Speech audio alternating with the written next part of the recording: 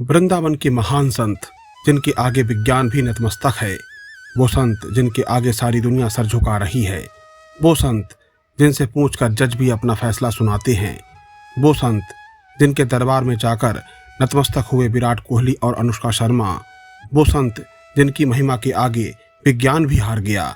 हम बात कर रहे हैं राधा रानी के परम भक्त वृंदावन में विराजमान संत प्रातः स्मरणीय परम पूज्य श्री प्रेमानंद महाराज जी के बारे में, जो आज के समय के प्रसिद्ध संत हैं। यही कारण है कि महाराज जी के भजन और सत्संग को सुनने दूर दूर से लोग आते हैं।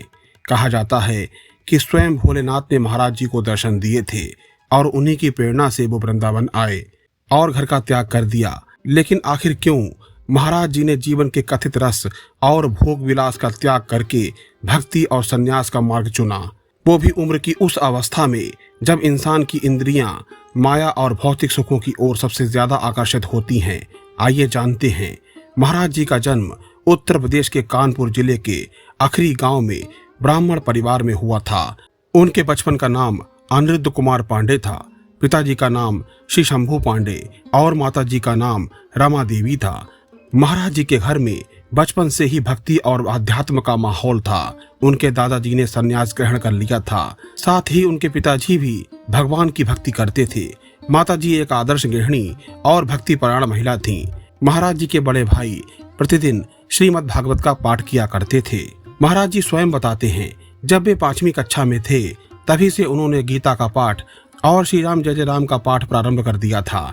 धीरे धीरे उनका झुकाव जीवन के मूल उद्देश्यों की ओर गया कि मानव जन्म क्यों हुआ, जीवन का मूल उद्देश्य क्या है, जीवन में स्थायी क्या है, क्या माता पिता घर सगे संबंधी स्थायी हैं और यदि ये स्थायी नहीं है तो फिर स्थायी क्या है। इन्हीं सब बातों ने महाराज जी के मन मस्तिष्क को झकझोर कर रख दिया और उनके मस्तिष्क में स्थायित्व की खोज प्रारंभ हुई। जब वे 13 वर्ष के हुए तब उन्होंने ब्रह्मचारी बनने का फैसला किया और इसके बाद घर का त्याग कर सन्यासी जीवन अपनाया। सन्यासी जीवन के प्रारंभ में उनका नाम आर्यन ब्रह्मचारी रखा गया। महाराज जी घर का त्याग कर बनारस आ गए और यहीं अपना जीवन व्यतीत करने लगे। सन्यासी जीवन की दिनचर्या में वे गंगा में प्रतिदिन 3 बार डुबकी लगाते थे और तुलसी घाट पर भगवान शिव और गंगा मैया का पूजन किया करते थे। इस दौरान महाराज जी दिन में केवल 1 बार ही भोजन किया करते थे।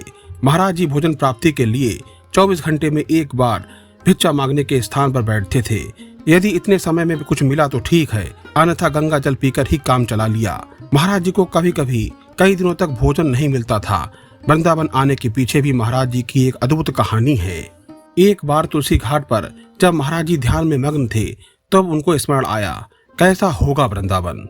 उसके पश्चात एक अपरिचित संत द्वारा महाराज जी को काशी में श्री हनुमान प्रसाद पोद्दार के विश्वविद्यालय में हो रही रास लीला और चैतन्य लीला के विषय में बताया गया।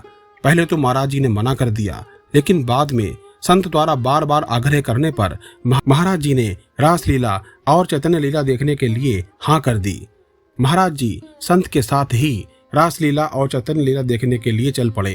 रात में रास लीला और दिन में चैतन्य लीला। यह लीला 1 महीने तक चली। इसके पश्चात तो मानो महाराज जी को इस लीला की लत लग गई। लीला देखने के बाद महाराज जी के मन मस्तिष्क में बार बार लीला देखने और वृंदावन आने की जिज्ञासा उत्पन्न हुई और उन्होंने उन संत महाराज से उन्हें अपने साथ ही रखने को आग्रह किया।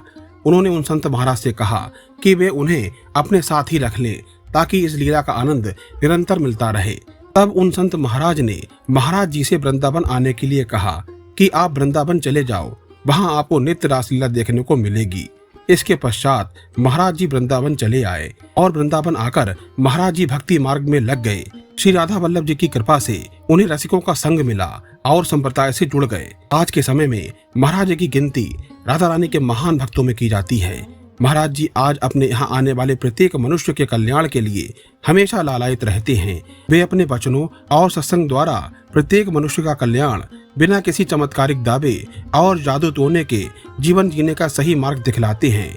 पर उनका स्वयं का जीवन किसी चमत्कार से कम नहीं है। डॉक्टरों ने आज से 18 वर्ष पूर्व ही ये कह दिया था कि उनके पास अब जीवन जीने का ज्यादा समय नहीं है। उनके पास जीवन के कुछ ही साल बचे हैं क्योंकि उनकी दोनों किडनी खराब हो चुकी हैं। लेकिन उन्होंने विज्ञान को भी हैरान कर दिया। बिना दोनों किडनी के वे आज भी अपनी दिनचर्या सुचारू रूप से जीते हैं जैसे कि एक आम मनुष्य जीता है। राधा जी ने अपनी दोनों किडनी को, एक को राधा और एक को कृष्ण नाम दिया है। ये हम सब भी इस कलयुग के कलिकाल में ऐसे ही राधा नाम भक्तों की शरण लेकर अपने जीवन को कृतार्थ करें। इस वीडियो में फिलहाल इतना ही। मिलते हैं एक नए वीडियो के साथ। तब तक के लिए आप सभी को इस दास का जय जय श्री हित हरिवंश।